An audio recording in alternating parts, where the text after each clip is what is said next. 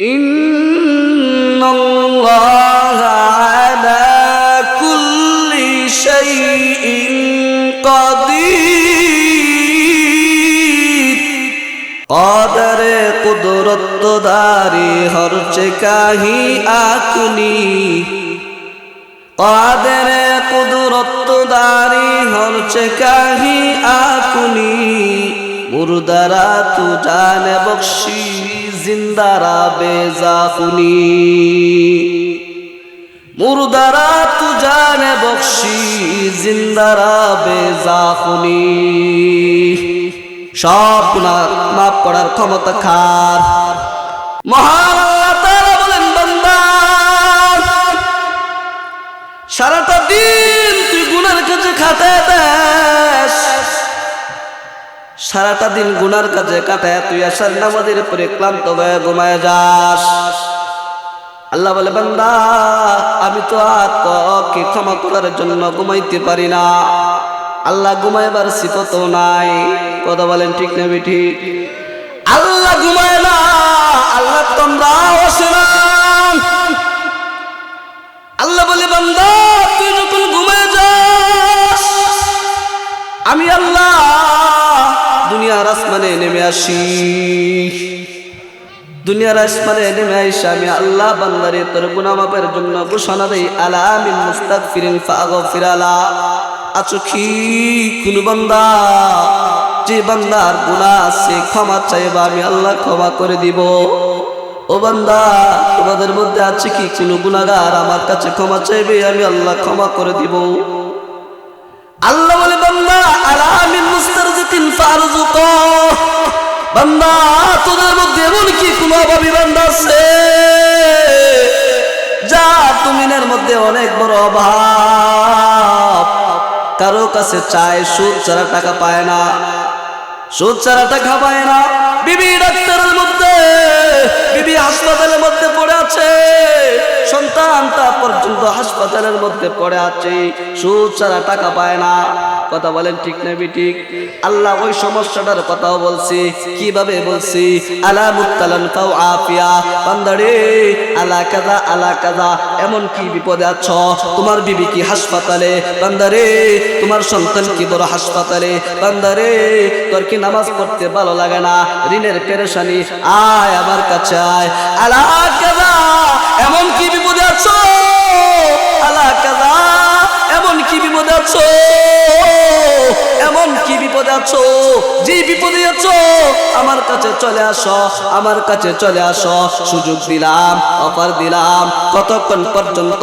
আল্লাহ বলে, বান্দারে হাত্তা ইয়াতলু আল ফাজরু, হাত্তা ইয়াতলু আল ফাজর। বান্দা ফজর পর্যন্ত আমি তোকে সুযোগ দিলাম। সারাদিন যত গুনাহ করেছিস আমার কাছে ক্ষমা চা, সারাদিন যত পেরেশানি করেছিস আমার কাছে ক্ষমা চা, সারাদিন যত বেঈমানি করেছিস আমার কাছে বান্দা ঈমান গ্রহণ কর, ঈমানটাকে নবায়ন কর, তওবাটাকে নবায়ন কর। বান্দারে আমার কাছে আল্লাহ, আল্লাহ বলে, বান্দা তুই আমার কাছে চাইতে দেরি, আমি আল্লাহ তোকে দেওয়ার জন্যই তো প্রথম আসমানে আসলাম। তুই চাইতে দেরি করবি, আমি আল্লাহ তোকে দিতে দেরি করব না। চাওয়ার দরকার আছে না নাই? আল্লাহ বলছে কাকে দিবে? যে চাইবে তাকে দিবে, যে চায় না তাকে আল্লাহ দেয় না। যেটা বলেন ঠিক না বেঠিক? যে চায় না আল্লাহ তাকে দেয় না। আল্লাহ বলে, বান্দা তুই চা, তুই চা, আমার কাছে চা। তুই আমার কাছে চাইতে দেরি, আমি আল্লাহ তোকে দিতে এক সেকেন্ডও দেরি করব না। আমার গুনাহ তো পরিপূর্ণ, আমার আমলের লিস্টে তো পরিপূর্ণ। আমার তো তওবা করা দৈনিক কতবার দরকার? কতবার দরকার? এটা যদি জানতে হয় পয়গম্বরের দিকে তাকাতে হবে। আমার নবী, বিশ্ব নবী রাহমাতুল লিল আলামিন বলেন, ইয়া আইয়ুহান নাস তুবু ইলা রাব্বিকুম। হে লোক সকল, তোমরা তোমার রবের কাছে তওবা করো। ফাওয়াল্লাহ, আল্লাহর কসম, পয়গম্বর বলেন আল্লাহর কসম, ইন্নী লা আতুবু ইলাল্লাহ, ইন্নী লা আতুবু ইলাল্লাহ, আমি আল্লাহর কাছে তওবা করি ফিল ইয়াউমি মিআতা মাররা, দৈনিক 100 বার। সুবহানাল্লাহ। নবীজি আলাইহিস সালাতু ওয়াস সালাম বলেন, আল্লাহ পাক রব্বুল আলামিন বলে গিয়া মুহাম্মদ, সামনের গুনাহ পিছনের গুনাহ সমস্ত গুনাহ মাফ। ইয়া পয়গম্বর, ইয়া হাবিবাল্লাহ, ইয়া মুহাম্মদ, ইয়া রাসূলুল্লাহ, হে মুহাম্মদ, তোমার পিছনের গুনাহ মাফ করে দিলাম, তোমার সামনের গুনাহ মাফ করে দিলাম। তোমাকে তো আমার বন্ধু বানাইলাম, তোমাকে তো আমার প্রিয় মানুষ বানাইলাম। কিন্তু পয়গম্বর বলে, আমি আল্লাহর কাছে দৈনিক কতবার তাওবা করি? যারা বলেন দৈনিক কতবার তাওবা করি? 100 বার। পাপে মনে বড়া লাইফ হিস্টরি নাকি? যারা বলেন নাউজুবিল্লাহ। নবীজির সামনের গুনাহ মাফ, পিছনের গুনাহ মাফ। কিন্তু নবী বলেন, আল্লাহর কসম, আল্লাহর কসম,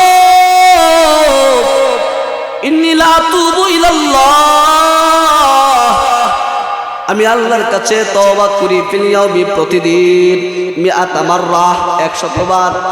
যার পিছনের গুনাহ মাফ, যার সামনের গুনাহ মাফ, তিনি যদি 100 বার তওবা করি, আমাকে কতবার করা উচিত? সংখ্যা বলতে পারবো? আমার কতবার করা উচিত সংখ্যা বলতে পারবো না।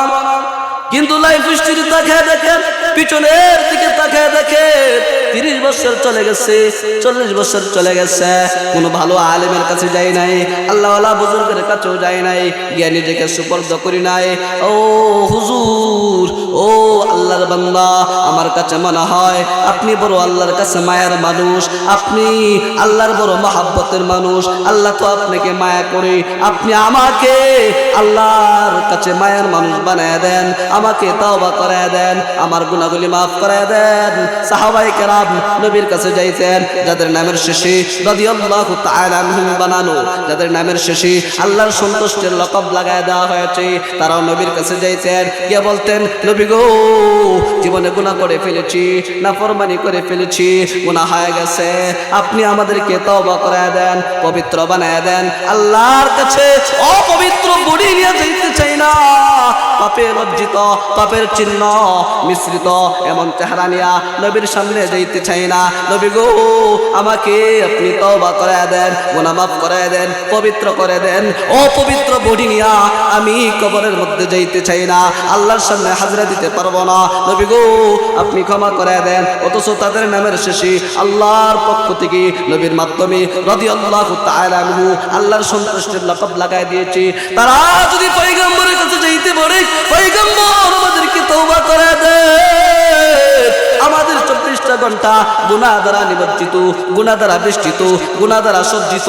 আমার হাতের দিকে তাকাইলে মনে হয় হাতটা বড় নাপাক হয়ে গেছে গুনার কারণে, চোখের দিকে তাকাইলে মনে হয় চোখটা বড় গুনার কারণে নাপাক হয়ে গেছে, পায়ের দিকে তাকাইলে মনে হয় পায়টা বড় গুনার কারণে নাপাক হয়ে গেছে।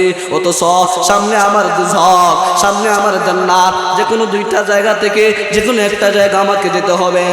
আমাকে যদি 2 জায়গা থেকে শান্তির জায়গা যদি আমাকে নির্বাচন করে নিতে হয়, জমিনে তো কি করতে হবে, মরার পরে কোনো সুযোগ নাই। কথা বলেন ঠিক কিনা? এই যে 2-4-5টা কথা বললাম, এখানে কি বুঝলেন? মরার পরে কি হবে এটা মরার আগে ঠিক করতে হবে। কথা বলেন ঠিক না ঠিক?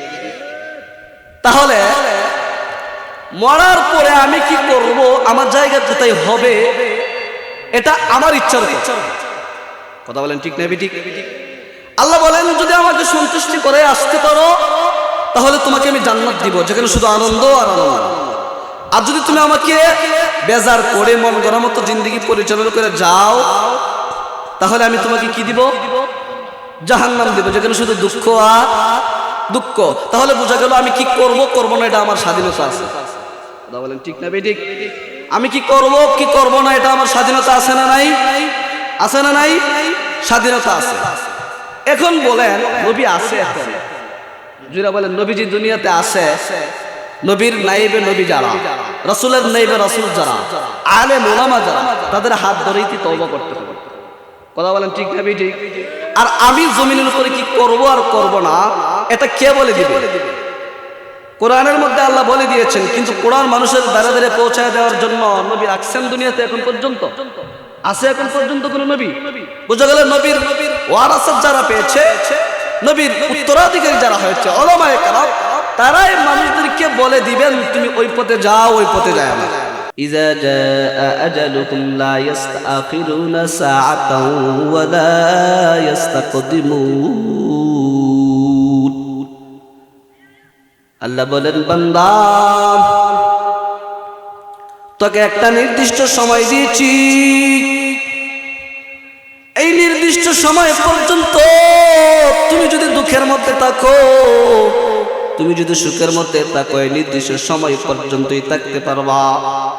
এই সময় অতিক্রম করার পরে তোমার কিন্তু হয় দুঃখ বেছে নিবা, নয়তো সুখ বেছে নিবা। হয়তো দুঃখ বেছে নিবা ওই সময়ের ভিতরে, না হয় দুঃখ বেছে নিবা, কিন্তু তোমাকে এটা নির্ধারণ করতে হবে ওই সময়ের ভিতরে, যে সময়টাতে আমরা দুনিয়াতে আছি, ওই সময়ে যদি আমরা পরকালের সুখ বেছে নেই, এই সময়ের মধ্যে যদি আমরা পরকালের দুঃখ বেছে নেই, তাহলে আমার মরার আগে করতে হবে, না পরে, আগে না পরে। কিন্তু কখন মরব তার কোনো নির্ধারণ কারো জানা আছে?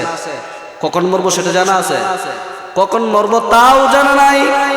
কিন্তু আমি পরকালের সুখ চাই, দুঃখ চাই না। কথা বলেন না। কখন মরবো তাও জানি না, কিন্তু পরকালের সুখ চাই, দুঃখ আমি একেবারেই চাই না, দুঃখ আমি চাই না। কিন্তু কখন মরবো তাও জানি না, কিন্তু আমি আমার যেই সময়টা দিয়া পরকালের সুখ নির্মাণ করব, পরকালের সুখ চাইব, পরকালের সুখ আয়োজন করব, পরকালের সুখ সঞ্চয় করব, সেই সময়টা আমি হেলায় দালায় কাটায় দিলাম, সেই সময়টা আমি গুনার কাজে কাটায় দিলাম, সেই সময়টা আমি পাপের মধ্যে কাটায় দিলাম, আমি আল্লাহকে একবারও রাজি করলাম না, খুশি করলাম না, আল্লাহর দরবারে হাজিরা দিলাম না, তাহলে পরকালের সুখের কখনো আশা করা যায়? কথা বলেন, আশা করা যায়? যেহেতু হায়াতের কোনো সময় নাই, কখন জানি শেষ হয়ে যায়। হায়াত তো যে কোনো সময় শেষ হয়ে যাবে, কখন শেষ হয়ে যাবে এর তো কোনো টাইম আমার জানা নাই। কিন্তু আল্লাহ বলে, ওয়ালা তামুতুন্না ইল্লা ওয়া আনতুম মুসলিমুন। বান্দা তোর তো আমার কাছে চলে আসতে হবে, এতে কোনো সন্দেহ। আল্লাহ বলে, বান্দারে তুই যেহেতু আমার কাছে চলে আসবি, আর কখন আসবি এটা তুই নিজেও জানিস না। সাবধান, মুসলমান না হয়ে কিন্তু আসবি না। বান্দারে যেহেতু আমার কাছে চলে আসবি, কিন্তু তুই মুসলমান না হয়ে আসিস না। আল্লাহর বান্দার মতো বান্দা না হয়ে যাইও না। আল্লাহর যেভাবে গেলে আল্লাহর সামনে হাজিরা দেওয়া যাও, সেভাবেই যেতে হবে। যেই চেহারা নিয়ে আল্লাহর সামনে দাঁড়াইলে লজ্জিত হওয়া যায় না, যে চেহারা নিয়ে আল্লাহর সামনে দাঁড়াইলে বান্দার উপর আল্লাহ খুশি হয়ে যায়, ওই চেহারা নিয়ে বান্দা আল্লাহর সামনে যাইতে হবে। না হলে আল্লাহ বলছে, ওয়ালা তামুতুন্না, বান্দা তুই মরিস না, মরবি না, সাবধান, মুসলমান না হয়ে তুই কখনো মারা যাবি না। দুনিয়াতে দেখবেন কেউ যদি কোনো বান্দাকে বলে, ওই আব্দুল্লাহ ওই রাস্তা দিয়ে তুই যাস না, ওই রাস্তা দিয়ে গেলে তোর সমস্যা হবে, ওই রাস্তা দিয়ে তুই যাস না, ওই রাস্তা দিয়ে গেলে তোর সমস্যা হবে, কিন্তু আবার তোর যাওয়া লাগবে, যে কোনো মূল্যে আমার যাওয়া লাগবে ওই রাস্তার পারে, ওই রাস্তা পার হইয়া যে কোনো মূল্যে আমাকে যাওয়া লাগবে, কিন্তু সাবধান তুই যাস না। তাহলে আমি একলা যাইবনি না, প্রোডাকশন নিয়ে যাব? ওই রাস্তা দিয়ে যদি আমি একা যাই তাহলে সমস্যা আছে, কিন্তু যাওয়া লাগবে। তাহলে কি আমি একা যাব না আমার গার্ড নিয়ে যাব? কথা বলেন না, গার্ড নিয়ে যাওয়া লাগবে না? আমাকে মরতে হবে, এতে কোনো সন্দেহ নাই, আল্লাহর কাছে যাইতে হবে। আল্লাহ বলে, মুসলমান না হয়ে আসিস না। তোর গার্ড হলো মুসলমান ইফতার, আমার গার্ড কি? আমি যদি আল্লাহর কাছে হাজিরা দেই, মুসলমান হইয়া যদি হাজিরা দিতে পারি তাহলে আল্লাহ খুশি, মুসলমান হইয়া যদি হাজিরা দিতে না পারি তাহলে আল্লাহ ওই যে সাবধান, পরে কি হবে এটা আল্লাহ ভালো জানে, কার অবস্থা কি হবে এটা আল্লাহ। কথা বলেন না, এটা কে ভালো জানে? আল্লাহ ছাড়া কেউ জানে? আল্লাহ যদি কাউকে ক্ষমা করে দিতে চায় তো ক্ষমা করে দিবে, আর যদি কাউকে শাস্তি দিতে চায়, পৃথিবীর কোনো শক্তি, পৃথিবীর কোনো ক্ষমতা দিয়ে সে শাস্তি থেকে আটকানো যাবে?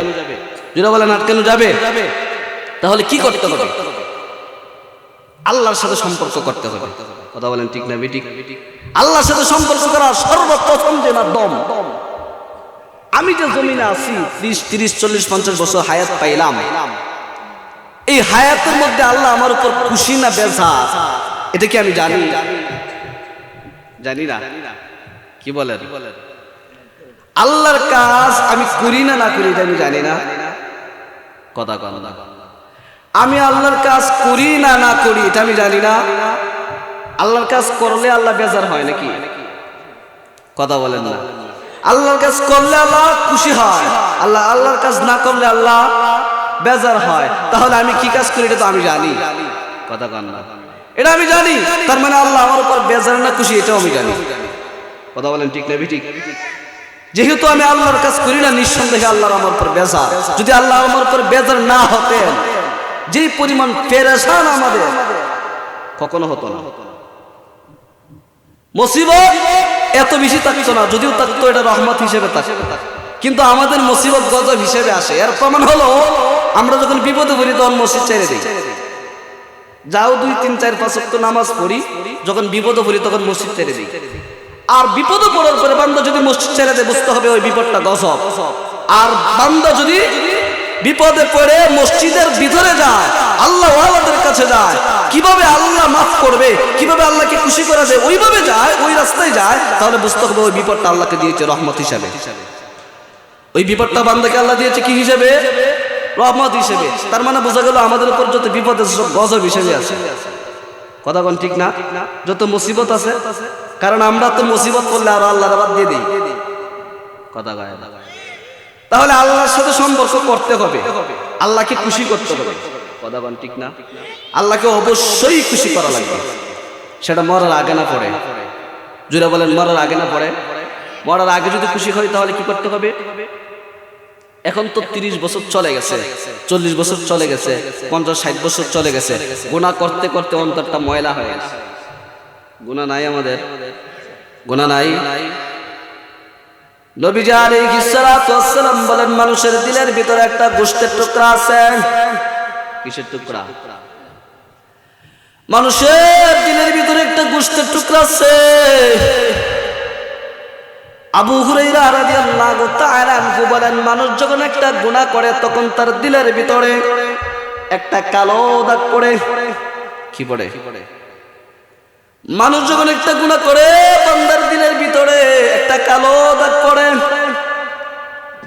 আবার যখন বান্দা গুনাহ করার পরে তওবা করে নেই, ওই কালো দাগটা আল্লাহ তাআলা মিটায়া দেয়। আবার যখন গুনাহ করে বান্দার অন্তরে কালো দাগ পড়ে, আবার যখন তওবা করে বান্দার অন্তরের কালো দাগ আল্লাহ মিটায়া দেয়। এইভাবে গুনাহ করতে থাকে, তওবা করতে থাকে, গুনাহ করতে থাকে, দাগ পড়ে, আবার তওবা করতে থাকে, দাগ দূর হয়ে যায়। এক সময় বান্দা তওবা ছেড়ে দেয়, গুনাহ করতে করতে করতে করতে বান্দার অন্তরটা বড় কালো হয়ে যায়। তখন আর বান্দার নামাজ ভালো লাগে না, তখন আর বান্দার মাহফিলের ওয়াজ ভালো লাগে না, কোরআন তিলাওয়াত ভালো লাগে না, তখন আর বান্দার মুসিবতের সময় আল্লাহকে ডাকতে ভালো লাগে না। তখন বান্দা আল্লাহকে ছেড়ে গায়রুল্লাহর ইবাদতে মগ্ন হয়ে যায়। আল্লাহকে ছেড়ে গায়রুল্লাহ দিলের ভিতরে মহব্বত ঢুকায় দেয়। আল্লাহকে ছেড়া বান্দা গায়রুল্লাহকে দিলের ভিতরে জায়গা দিয়ে দেয় আর আল্লাহকে ভুলে যায়। নবীজি আলাইহিস সালাতু ওয়াস সালাম বলেন, তোমরা কি জানো সেই জিনিসটা কি? আলা ওয়া হিয়াল কালব, আর ওই জিনিসটা হলো মানুষের অন্তর। এই জন্য অন্তর শুধু পরিশুদ্ধ করতে হবে। অন্তর যদি পরিশুদ্ধ থাকে, আল্লাহ বলে আমি বান্দার অন্য কিছু দেখব না। অন্তর যদি ভালো হয়ে যায়, পরিষ্কার হয়ে যায়, অন্তর যদি ময়লা দূর হয়ে যায়, ইন্না আকরামাকুম ইনদাল্লাহি আতকাকুম, আল্লাহ বলে বান্দা দুনিয়ার মধ্যে দেখতেছো কেউ দামি জায়গায় আছে, কেউ দামি বাড়িতে আছে, কেউ উন্নত পোশাক আছে, কেউ গাছের নিচে ঘুমায়, আবার কেউ বাড়ি ৫ম তলায়। আল্লাহ বলে বান্দা তুমি মনে করতেছো উন্নত জায়গায় থাকলে বড় মনে হয় আমার কাছে দামি। আল্লাহ ওই বান্দাকে দামি বানাইছে।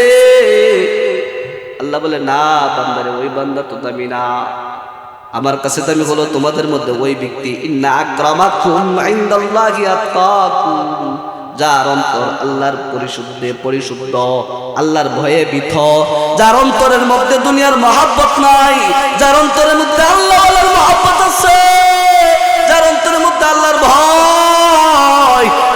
ভয় ছাড়া বান্দার দিলে আর কিছু নাই। আল্লাহ বলে ওই বান্দাটাই দুনিয়ার জমিনের মধ্যে আমার কাছে বড় দামি। অন্তর দামিদা আল্লাহর কাছে দামিও তা, অন্তর পরিশুদ্ধ যা আল্লাহর কাছে দামিও তা। আল্লাহর কাছে যদি দামি হতে হয়, আল্লাহর কাছে আল্লাহর সাথে যদি সম্পর্ক ভালো করতে হয়, তাহলে কি করতে হবে? ইল্লা আতাল্লাহা বিকালবিন সালিম, পরিশুদ্ধ অন্তর নিয়ে আল্লাহর কাছে যাওয়া লাগবে। পরিশুদ্ধ অন্তর নিয়ে আল্লাহর কাছে যাওয়া লাগবে। আর পরিশুদ্ধ অন্তর কখন হবে? বান্দা যখন গুনাহ করে অন্তরে তো কালো দাগ পড়ে যায়, কথা কয় না। বান্দা যখন গুনাহ করে অন্তরে কালো দাগ পড়ে যায়, চোখ দিয়ে গুনাহ করে, পা দিয়ে গুনাহ করে, হাত দিয়ে গুনাহ করে, আবার ব্রেন দিয়েও গুনাহ করে, চিন্তা করে ইস আমার যদি শক্তি থাকতো তাহলে ওইটা করতাম, ওই পাপটা করতাম। মানুষ এরকম বলে না, ওগুলো হয়ে গেছে। আমাদের মেধারাই তো সারাক্ষণ ওই কাজে লিপ্ত, কথাগণ ঠিক না? ভালো দিক দিয়ে তো মেধা কাটাই না, তো অন্তর তো নষ্ট হয়ে গেছে। কি করতে হবে? সুযোগ শেষ নাকি? সুযোগ শেষ। قل يا عبادي الذين أسرفوا على أنفسهم لا تقنطوا من رحمة الله, আল্লাহর রহমত থেকে নিরাশ হওয়া যাবে না, কথা বল না। বান্দা যদি নিজের জিন্দেগির 30, 40, 60 বছর অতিক্রম করে ফেলছে, কিন্তু বান্দার আমলনামার মধ্যে কোনো নেক নাই, বান্দার আমলনামার মধ্যে আল্লাহকে সন্তুষ্ট করার কোনো কাজ ঠিকানা নাই, বান্দার আমলনামা আল্লাহকে অসন্তুষ্ট করে যত কাজ করছে তা দিয়া ভরে ফেলছে, আল্লাহ বলে বান্দারে লা তাকনাতু মির রাহমাতিল্লাহ, আল্লাহর রহমত থেকে নিরাশ হবা না। কেন নিরাশ হব না? আমার গুনাহ তো আসমান আর জমিনের ফাঁকা জায়গা ভরে গেছে, আমার গুনাহ তো পৃথিবীতে যত পানি আছে সাগরের ফেনা পরিমাণ হয়ে গেছে, পাহাড় পরিমাণ হয়ে গেছে। আল্লাহ বলে বান্দারে উম্মাতুন মুযলিমাতুন ওয়া রাব্বুন গাফুর, আরশের গেটের মধ্যে 3টা কথা লেখা আছে। একটা কথা হলো উম্মত গুনাহগার, আমি রব গফফার। উম্মত গুনাহগার, উম্মত গুনাহগার, উম্মত গুনাহ করতে জানে, আমি ক্ষমা করতে জানি, রব ক্ষমা করতে জানে। উম্মত গুনাহ করবে, আল্লাহ ক্ষমা করবে। উম্মত গুনাহ করবে, উম্মত তো শয়তানের ধোঁকায় পড়ে যায়, বান্দা তো শয়তানের ধোঁকায় পড়ে যায়, নফসের ধোঁকায় পড়ে যায়, শয়তানের গোলামি করে, নফসের গোলামি করে বান্দা তো 30, 40, 50 বছর কাটায় দিয়েছে। আল্লাহকে মনে রাখতে পারলো না, নিজের জিন্দেগি অধিকাংশ সময় পাপের মধ্যে কাটায় দিয়েছে। কিন্তু আল্লাহ বলে বান্দারে জিন্দেগির সারা জীবন তুই যদি গুনার কাজে কাটায় দেস, মালাম ইউগারির, করগরা তো এখনো হয় নাই, করগরা তো এখনো হয় নাই, অর্থাৎ সখরাত তো এখনো হয় নাই, সূর্য তো পশ্চিম দিকে এখনো উদিত হয় নাই। বান্দারে আমার দরবারে ফিরে আয়, আমার দরবারে ফিরে আয়। কিভাবে ফিরে আসবো? তুবু ইলাল্লাহ জামিয়া, বান্দারে আমার কাছে ফিরে আয়, সমস্ত গুনার কথা বলে যা, আল্লাহর কাছে ফিরে আয়। কিভাবে ফিরে আসবো? বান্দারে আমার নিকট তওবা কর, আমার কাছে আইসা বল আল্লাহ গো নিজের জিন্দেগির পর এত গুনাহ করেছি, আল্লাহ গো আমার আমলনামার দিকে যদি তাকাও গুনাহ ছাড়া আর কিছু নাই, আমার আমলনামার মধ্যে গুনাহ ছাড়া আর কিছু নাই, শুধুমাত্র গুনাহ। যে আমলনামা নিয়ে তোমার সামনে হাজির হওয়ার কোনো মাধ্যম নাই, তোমার সামনে দাঁড়াইবার কোনো উপায় নাই, আল্লাহ গো আমাকে ক্ষমা করে দাও। আল্লাহ বলে বান্দা তোর চোখের পানি নাকের ডগায় আসার আগে আমি আল্লাহ তোকে ক্ষমা করে দিই। या इलाही मुझसे मुझको दूर कर, ताकि देखो मुझ में तुझको एक नजर। या इलाही तू मेरा माबूद है, या इलाही तू मेरा माशूक है, या इलाही तू मेरा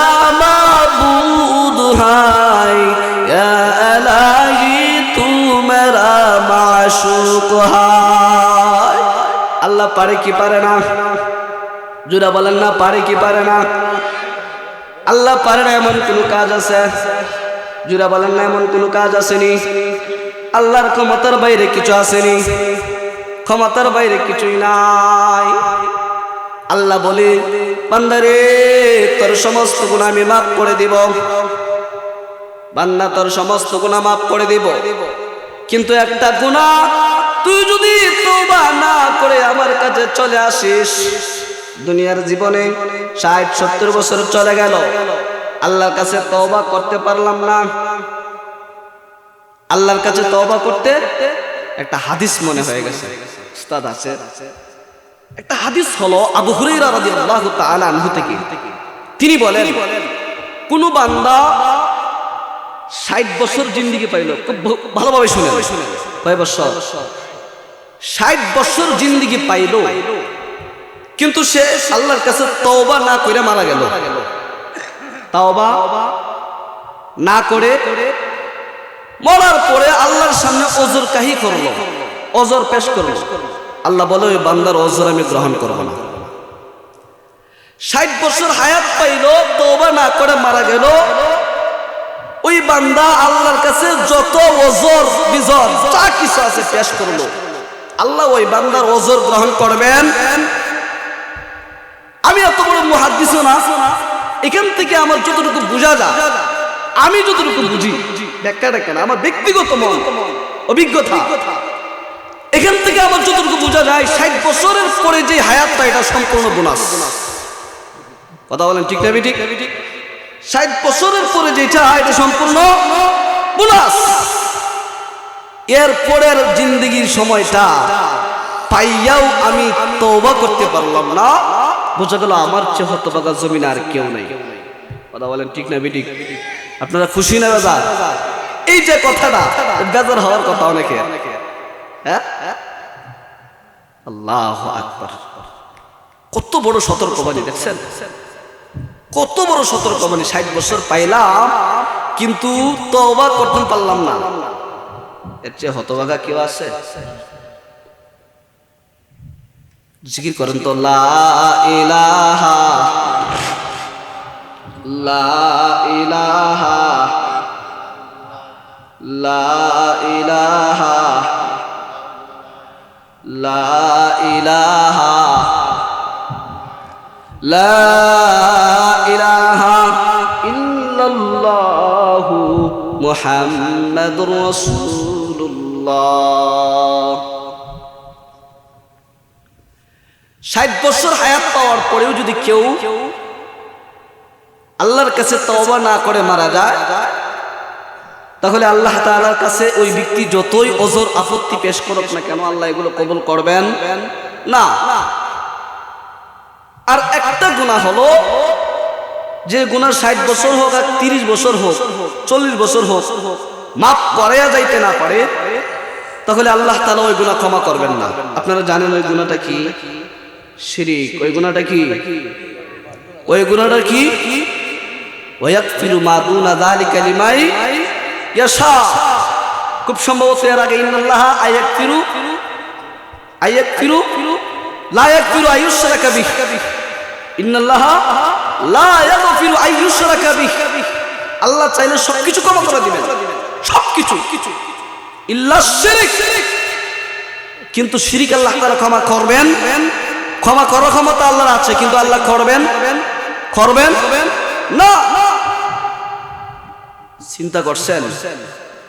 করার ক্ষমতা আছে, কিন্তু আল্লাহ করবেন। শিরক থেকে বেঁচে থাকা লাগবে কি লাগবে না? তবে তওবা করে দিলে আল্লাহ তাআলা শিরকও ক্ষমা করে দিবেন। শিরকও ক্ষমা করে, শিরকও কি করে দিবেন? ক্ষমা করে দিবেন। রাজি আছেন তো তওবা করার জন্য? তওবা করার জন্য রাজি আছেন তো? ওলামায়ে কেরাম আছেন, বুজুর্গ উস্তাদ আছেন, ওনার হাতে তওবা করবেন। প্রত্যেকের মহব্বতের যে মানুষ আছে ওলামায়ে কেরামের মধ্যে, যিনি আছেন, যাকে ভালো লাগে, যার প্রতি আপনার ভক্তি শ্রদ্ধা হয়, ওনার হাত ধরে তওবা করবেন। জীবনের কখন আর অন্য সময় কইরেন না। আমরা যারা ইমামতি করি তারা জানি, দেখা যায় ওই যে মানে সখরাত আর কিছু চিনে না, মানুষও চিনে না, এখন দৌড় মারে যায় ইমাম সাহেবের কাছে, হুজুর আমার আব্বার একটু তওবা করাইতে। চিন্তা করছেন এটা কি তওবার সময়? হ্যাঁ তো গুনাইছি, এখন মানুষই চিনে না, তওবা কি চিনব? ইন্নাল্লাহা ইউহিব্বুত তাব্বাশ, ইন্নাল্লাহা ইউহিব্বুশ শাব্বাত তাবিঈন। আল্লাহ তাআলা যুবকের তওবা পছন্দ করেন। আল্লাহ তাআলা যুবকের তওবা, কার তওবা পছন্দ করেন? যৌবনকালটা কিসের কাল চিন্তা করেন তো? উড়া দুরা চলার টাইম। এই সময় বেটা কয়েকদিন কইরালা, এরকম হয় কি হয় না? হয় কি হয় না? আল্লাহু আকবার। আমরা যেই পরিমাণ গুনাহ করছি, আমি যে গুনাহ করছি, আমার বিবি যদি জানতো কি মনে করেন থাকতো? আমার বাবা যদি জানতো রাখতো করে, আমার ভাই যদি জানতো থাকতে দিত বাড়িতে, ওই বনি ইসরাইলের যুবকের মতো এলাকা ছাড়া করে দিত। কথা বলেন ঠিক না ঠিক? কিন্তু আল্লাহ বলেন ইন্নাহু হুয়াল গফুরুর রহিম।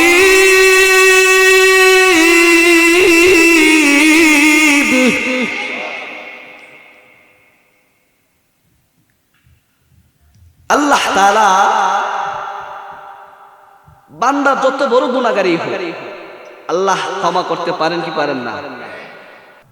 কথা বলেন ঠিক না ঠিক? ওই পথে যাও, ওই পথে যাও না। অর্থাৎ পরকাল ভালো করতে হলে ইহকাল ভালো করতে হবে। যারা বলেন ঠিক না ঠিক? এখন কোন আলেম যদি শুধুমাত্র মাটির নিচের ওয়াজ করে, জমিনের উপরের ওয়াজ করে না, এটা কি হকপন্থী আলেম হবে না সুবিধাবাদী আলেম হবে? যারা বলেন, কারণ পরকাল ভালো করতে হলে তো আমি সারাদিন বয়ান করলাম, জান্নাতে এই আছে, জান্নাতে তমুক আছে, হুমুক আছে, জান্নাতে এই পাইবা সেই পাইবা, জাহান্নামে এত কষ্ট এত কষ্ট, কিন্তু আমি কোনোদিন কইলাম না জান্নাতে গেলে এই করতে হবে, জাহান্নামে গেলে এই ছাড়তে হবে। এটা যদি না বলি, জান্নাতের আর জাহান্নামের ওয়া সারা জীবন করলে কোনো লাভ হইব? লাভ হইব? কিন্তু দুঃখের অপরিতাপের বিষয় মনে হয়েছে, এই কারণে বলতেছি। দুঃখের অপরিতাপের বিষয় হলো আমাদের এই সুনামগঞ্জের মাটিতে খুব কষ্ট লাগে। আমাদের এই সুনামগঞ্জের মাটিতে বিশম্বরপুর থানাধীন মুজিব বাজার রাজনগর এলাকায় আমাদের তাহিরপুরের এক তরুণ আলেম নূর আহমদ নুরি সাহেব আলোচনা করতে গিয়ে তিনি এক পর্যায়ে মনে হয় বলছিলেন, কোরআনের আলো সংসদে জালো। আচ্ছা, এটা দরকার আছে না নাই? কথা বলেন না, এটা দরকার আছে না নাই? এ আপনারা বুঝেন, এটা দরকার আছে না নাই? আপনি এই প্যান্ডেলের ভিতরে যদি একবারে জান্নাত আর জাহান্নাম দিয়ে বইরালা, প্যান্ডেলের বাইরেই দেখা যায় অর্ধনগ্ন নারী, আপনি জীবনে ঠিক থাকতে পারবেন? ঠিক থাকতে পারবেন? আপনার ব্যক্তি জীবন একবারে কোরআন দিয়ে ভরা, আপনার ফ্যামিলি একবারে কোরআন দিয়ে ভরা, কিন্তু দেখা যায় আপনার দেশের আইনের মধ্যে সব কোরআন বিরোধী। আপনি পারবেন আপনার পরিবার ছাড়া সমাজ ঠিক রাখতে? আপনার পরিবার হয়তো বা ঘরের ভিতরে ঢুকায় রাখলে পারবেন, এছাড়া পারবেন? তাহলে এটা কি অযৌক্তিক? কোরআনের আলো সংসদে জালো, এই দাবিটা কি অযৌক্তিক না যৌক্তিক? এটা দরকার আছে না নাই? কথা বলেন, দরকার আছে না নাই? একটু জোরে বলেন না, দরকার আছে না নাই? মুসলমানের আওয়াজ তো আরো গরম হওয়ার কথা। কথা বলেন ঠিক না? মুসলমানের আওয়াজ তো আরো গরম হওয়ার কথা। মুসলমানের আওয়াজ কখনো মিউ মিউ হয় না। মুসলমানের আওয়াজ হতে হয় বাঘের মতো, সিংহের মতো গর্জন দিতে হয়। কথা বলেন ঠিক না ঠিক? তো ওই নূর আহমদ নুরি ভাই কথা বলতে গিয়ে এই কথা বলছেন। ওনাকে একজন কাউন্টার দিয়েছে, ওনাকে একজন কাউন্টার দিয়েছে, হুজুর ওয়াজ করেন, মাটির নিচে ওয়াজ করেন, মাটির নিচের মাটির উপরে ওয়াজ করার কোনো দরকার নেই। কথা বলেন ঠিক না ঠিক? আমি এই মঞ্চ থেকে স্পষ্ট বার্তা দিতে চাই, উলামায়ে কেরাম কথা বলেন, জাতির প্রতিটা ইস্যু নিয়ে কথা বলবেন। উলামায়ে কেরাম কথা বলবেন, প্রত্যেকটা ইস্যু নিয়ে কথা বলবেন। উলামায়ে কেরাম কি বলবে আর বলবে না, আমি তো জিজ্ঞেস করতে চাই, সেটা কমান নির্ধারণ করা তুমি কে?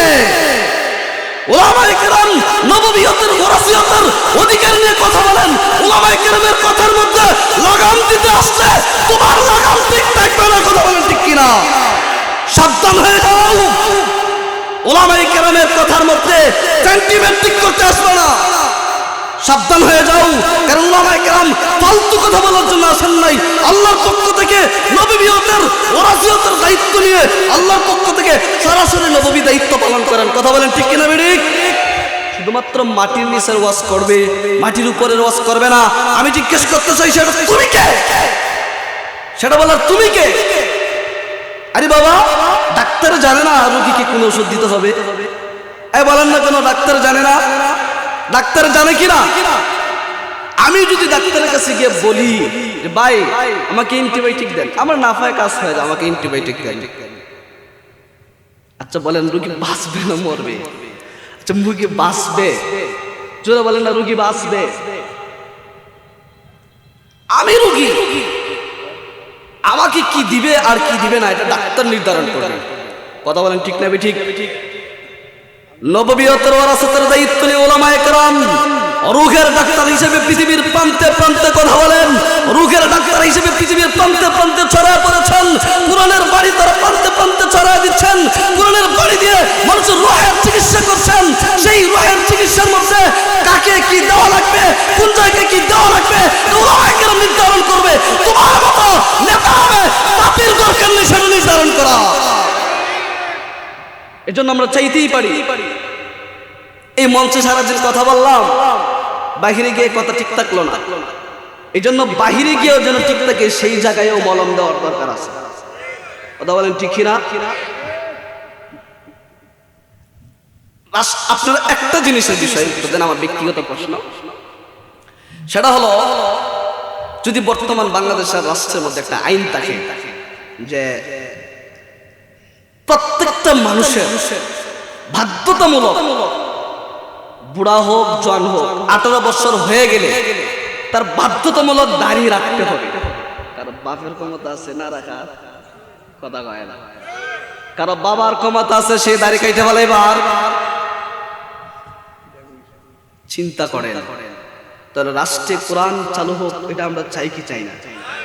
এটা যদি আলেম না বলে অন্য কেউ বলবে? আলেমও তো সবাই বলবে না, সবাই বলবে? সবাই বলবে মনে করছেন? জেল জলিমের বই কি সবার নাই? বিগত 16 বছর যে গেছে, আল্লাহ, 3 জন হুজুর যদি এক জায়গায় হয়েছে আর কেউ যদি বলতে পারছে যে ওরা মিটিং করবে, সাথে সাথে এসে মিটিং শেষ। মিটিং করবে তো দূরের কথা, অন্যায়ের প্রতিবাদ করবে তো দূরের কথা, মসজিদের ভিতরটা পর্যন্ত নিরাপদ ছিল না।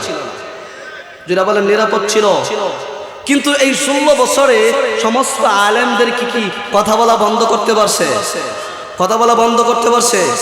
আমি ওই নেতাকে প্রশ্ন রাখতে চাই, ওই নেতার কাছে আমি প্রশ্ন রাখতে চাই, ইতিহাস তালাশ করো, বিগত 16 বছর ইতিহাস তালাশ করো।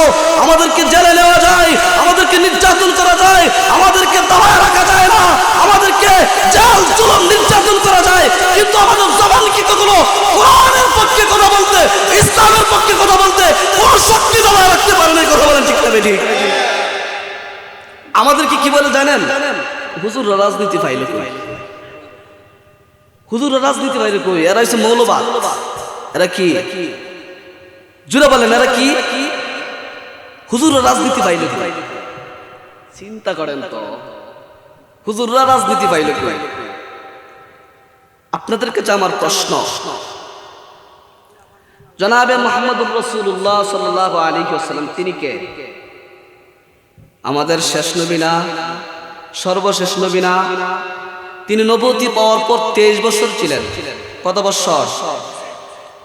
40 বছর জিন্দেগিতে নবুয়তি পাইয়া 63 বছর পর্যন্ত হায়াত পাইছেন। এর মধ্যে 13 বছর কাটাইছেন মক্কায়, 13 বছর কাটাইছেন কোথায়? 10 বছর কাটাইছেন কোথায়? কিতাবের মধ্যে আসে 10 বছরের জিন্দগি প্রত্যেকটা কথাই রাজনৈতিক কথা। 10 বছরের জিন্দগি প্রত্যেকটাই রাজনৈতিক জিন্দগি। 10 বছরের জিন্দগি প্রত্যেকটা কিসের জিন্দগি? রাজনৈতিক জিন্দগি। নবীজি মক্কা শাসন করেন নাই, জুড়ে বলেন না, নবীজি মক্কা শাসন করেন নাই, নবীজি মদিনা শাসন করেন নাই। আর এটাই তো রাজনীতি। মুহাম্মদুর রাসূলুল্লাহ সাল্লাল্লাহু আলাইহি ওয়াসাল্লামের নীতি রাজনীতি। যারা বলেন ঠিক না ঠিক? আমাদেরকে ওরা প্রশ্ন করে, ওলামায়ে কেরাম হুজুররা মসজিদে বসে থাকবে, ইমামতি করবে, খানকায় থাকবে, জানাজা পড়াবে, দাওয়াত খাবে, মিলাদ করবে, তারা কেন রাজনীতি করবে? তারা রাজনীতি পাইলো কোথায়? আমি প্রশ্ন করতে চাই, তোমরা রাজনীতি পেয়েছো আবু জাহেলের রাজনীতি, তোমরা রাজনীতি পেয়েছো উতবা সাইবা আবু লাহাবের রাজনীতি, তোমরা রাজনীতি পেয়েছো ফিরআউনের রাজনীতি, তোমরা রাজনীতি পেয়েছো মুহাম্মদুর রাসূলুল্লাহ সাল্লাল্লাহু আলাইহি ওয়াসাল্লামের রাজনীতি পাও নাই। কথা বলেন ঠিক না ঠিক? আমাদেরকে প্রশ্ন করো, আমরা রাজনীতি পাইলাম কোথায়? কান করে শুনে রাখো, আমরা এমন রাজনীতি করি যে রাজনীতি মুসা আলাইহিস সালাম করেছে। আমরা এমন রাজনীতি করি যে রাজনীতি ফেরাউন করেছে। আমরা এমন রাজনীতি করি যে রাজনীতি মুসা আলাইহিস সালাম করেছে। কথা বলেন ঠিক না ঠিক? কি রাজনীতি করি? আমরা এমন রাজনীতি করি যে রাজনীতি পাইল কে? কার কাছ থেকে পাইলাম? সুলাইমান আলাইহিস সালামের কাছ থেকে পেয়েছি। আমরা রাজনীতি পেয়েছি জুলকারনাইনের কাছ থেকে। আমরা রাজনীতি পেয়েছি মুসা আলাইহিস সালামের কাছ থেকে। সর্বশেষ সর্বোত্তম আদর্শ সর্বশেষ নবী মুহাম্মদুর রাসূলুল্লাহ সাল্লাল্লাহু আলাইহি ওয়াসাল্লামের আদর্শের রাজনীতিকে আমরা কথা বলি ঠিক না বেড়ে? যেখানে মুহাম্মদুর রাসূলুল্লাহ সাল্লাল্লাহু আলাইহি ওয়াসাল্লামের আদর্শের কথা বলা যাবে না, সেই জায়গা আমরা চাই না, পরিবর্তন চাই। মুহাম্মদুর রাসূলুল্লাহ সাল্লাল্লাহু আলাইহি ওয়াসাল্লামের আদর্শ বাস্তবায়ন চাই। কথা বলেন ঠিক না বেটি? শুধু ব্যক্তিত্ব চাই না, আমরা রাষ্ট্র এবং সমাজ প্রত্যেকটা ঠিক না বেটি? এই রাজনীতির জন্য প্রস্তুত আছেন তো ইনশাআল্লাহ? যার চেহারার মধ্যে মুহাম্মদুর রাসূলুল্লাহ সাল্লাল্লাহু আলাইহি ওয়াসাল্লামের আদর্শ নাই, ওর কথায় কখনো এক পা চলবেন না। রাজি আছেন তো ইনশাআল্লাহ? অনেক কথা বলে ফেললাম, আপনারা খুশি না বেজার? বেজার হইছেন? মাঝে মধ্যে বলতে হয়, দেখেন তো আমরা জমিনের নিচের ওয়াজ করব না জমিনের উপরে ওয়াজ করব, এটা যদি আরেকজন আমরা বলে দেয় তাহলে এখানে বলার বসার কোনো দরকার আছে আমাদের?